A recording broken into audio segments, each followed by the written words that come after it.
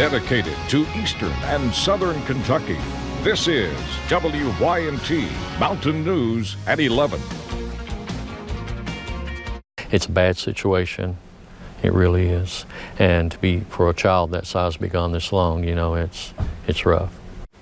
That was Robert Prater. He is director of Magoffin County Emergency Management and a family friend of Kenneth Howard, the 22-month-old toddler who went missing Sunday night. He was one of many people out searching the wooded areas where Kenneth is believed to have gone missing. And the search lasted for about 23 hours straight, but is now officially suspended. Kenneth Howard was last seen around 7:30 last night. We are told family members believe he may have walked out the back door of his home. In talking with search and rescue teams, I learned the terrain surrounding the home is extremely dangerous for anyone, let alone a 22-month-old child. Around 6:30 Monday evening, search crews officially suspended their search. At this time, I just don't know. We're just trying to figure out where to go next. At the scene, there were helicopters, drones with thermal cameras, canine search teams, off-road vehicles, and others searching on foot. The dogs have done a tremendous job, plus ground. And so right now we just don't really have a clear idea. And if he's there in the area. Carter Conley of Magoffin County Search and Rescue says crews have searched the wooded areas around the child's home over and over again. The grid pattern was a half a mile radius from the house, and the search dogs did complete that. Actually, we've completed it several times. He says crews likely lost one of their off-road vehicles because of the harsh and muddy conditions. Luckily, the driver is okay. We've had to use a rope at a couple places and tie off so they could go down into a ravine and do their search in that situation. So it is very dangerous. When asked if he still has hope the boy will be found safe, it's hard to say. There are circumstances that we can't talk about right now. Officials say the child's parents are allowing other volunteers to search the area while the official search is suspended. He just wants his son home alive, you know, like we all do. Hoping for a positive outcome to an anxiety-filled situation. Search crews say they will not be back out to the property again until they have new information from investigators. The Williamsburg Police Department is asking for your help finding an escaped inmate. The woman police are looking for was last seen near the I-75 Visitors Center just north of Jellicoe, Tennessee. Police say she escaped while being transferred from Georgia around 7 earlier this evening. She is 5'6" and weighs about 160 pounds with red hair and blue eyes. She was last seen wearing a black t-shirt and khaki pants. You can contact Whitley County 911 with any information at 606-549-6017. Officials have not provided the escapee's name. A man in Knox County is charged with second-degree rape and sodomy. Police say the woman had mental disabilities and was legally blind. Kentucky State Police say 71-year-old Clark Mills knew the 29-year-old woman's disabilities. He then took the woman to a motel room he rented in Bell County. When he took her back, the woman then told her mother what happened. It's just a sad situation. We want to make sure that just due to the circumstances that we get to the bottom of it and make sure that it's fully investigated. Mills says he knew the woman had a disability. He was her church bus driver. A driver hit multiple cars near the Double Quicken hazard Wednesday evening, and police are still searching for the person behind the wheel. Now those involved want answers. Nora Hall is one of the drivers who was hit. Her 9 and 15-year-old daughters were in the car with her. They all made it out okay, but her mind keeps going back to the what if. I know the cops, the police are doing all they can, but I hope that the community will help look for this person, because I'm sure that the other 3 drivers would like some answers too of why this person took off instead of waiting to see if anybody was hurt. Hall, along with the other drivers, were able to catch a glimpse of the vehicle that struck them. It is described as a white pickup truck with a black lift gate and toolboxes on the side. It will also have front end damage. Anyone with information is asked to call the Hazard Police Department. And it's been a gloomy Monday here in the mountains. Good news is we'll start to see those clouds break up as we head into the overnight hours. You'll notice Interstate 64 in Moorhead. You saw those mostly cloudy skies. But like I said, those will start to break up really as we head into the overnight hours. Satellite and radar still showing thick cloud cover across our area. You're seeing a little bit of backscatter from the radar there. We are dry as we look outside. Now those temperatures, they're chilly, already into about those lower 50s. We're going to continue to see those temperatures drop overnight and into the early morning hours. So as we go ahead and take a look at the bus stop forecast, you're definitely going to want to bundle up the children early in the morning because temperatures only going to be into about those low to mid 40s. But by the afternoon, it's going to be a little bit more comfortable than today.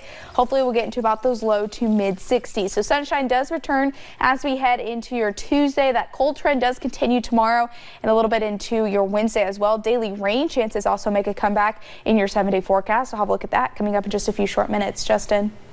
Paige, thank you. Elkhorn City is warning ATV riders that it will soon be cracking down on ATV and UTV use, which has stirred up some controversy in the community. WYMT's Buddy Forbes talks with city officials who are hoping to clear up some confusion. A lot of people are misunderstood. They think the city has an ordinance which will allow them to ride through the city streets as much as they want to. But no city has an ordinance that supersedes the KRS. A Facebook post from the Elkhorn City Police Department Friday has sparked backlash from members of the community. I was told there was probably 300 and some comments. The post, which has since been deleted, warned ATV and UTV riders that the city plans to be more strict in following state laws and city ordinances regarding the use of those type of vehicles on city roadways. We also are getting complaints from neighboring departments that these ATVs are driving reckless and harassing the hikers on the Pine Mountain Trail. So we have to answer the complaints.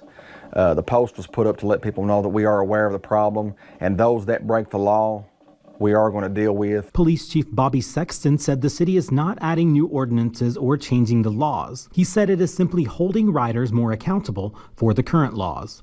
I'm going to answer the complaints, and if you do wrong, I'm going to arrest you. And if you're doing right, you'll never hear from us. So if you go through town and you're obeying the traffic laws, more than likely you're not going to see our police officers. He also said the people who are not following the laws are making things harder for everyone else. There's more people that want to enjoy that's doing the right thing than those that are doing wrong. But those that are doing wrong are going to make it hard for the ones that are doing right. Sexton said riders should police themselves and other people they ride with in order to avoid trouble and create a better riding environment. In Pike County, Buddy Forbes, WYMT Mountain News.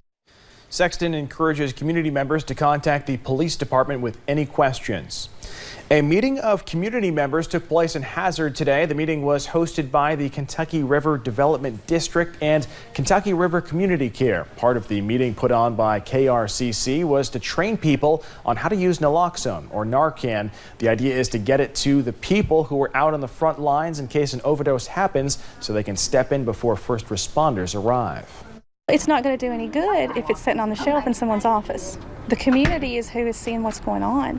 They're out there, they've got firsthand knowledge, and if they have the naloxone in their hand and they have an opioid overdose around them, they're the ones that can save the lives. Mullen Smith says even with naloxone, the first instinct should be to call 911. A new paramedic certification program is coming to Hazard. Hazard Community and Technical College teamed up with State Fire Rescue Training Area 12 to put on this program. Students will take evening classes on Tuesdays and Thursdays, as well as an 8-hour-long class on Saturday. Officials with the program say they are excited to bring this opportunity back to Eastern Kentucky. With the statewide shortage of paramedics and EMTs here in the Commonwealth, this paramedic class is the first one of its kind in a couple of years in Eastern Kentucky. The application deadline for the program is June 30th. For more information on how you can sign up for the courses, you can check out our website, WYMT.com.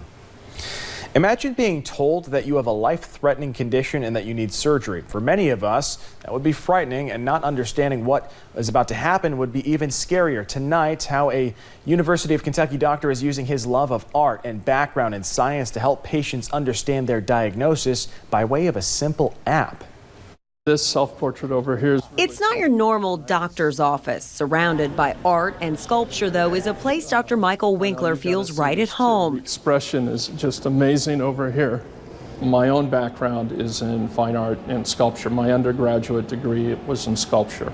When he isn't talking art, Dr. Winkler primarily specializes in radiology at UK Healthcare's Gill Heart and Vascular Institute. Some people have a misconception that radiologists don't see patients, but many of our procedures are complicated and I need to know the patient's medical history or examine them so I know particularly how to image them. Here, mixed in among the creativity and design at the UK School of Art and Visual Studies, Dr. Winkler realized there was a way he could better serve his patients, and it allowed him to use art and medicine. Humans have an amazing ability to understand data in a visual way. Many times understanding what's wrong in the body is complicated, but now a clever tool developed by Dr. Winkler can help patients and their families understand what's happening by actually showing them. You can see the dissection right here. He created an app mixing cup that takes a large 3D image, compresses the file so it can be sent right to a patient's smartphone or email. It's not an app for patients to download. It's an app so that imagers like myself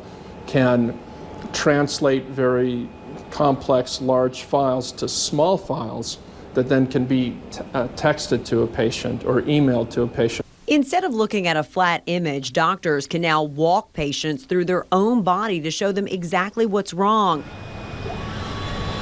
Dr. Winkler can even go a step further for patients with 3D printing. This is a left atrium.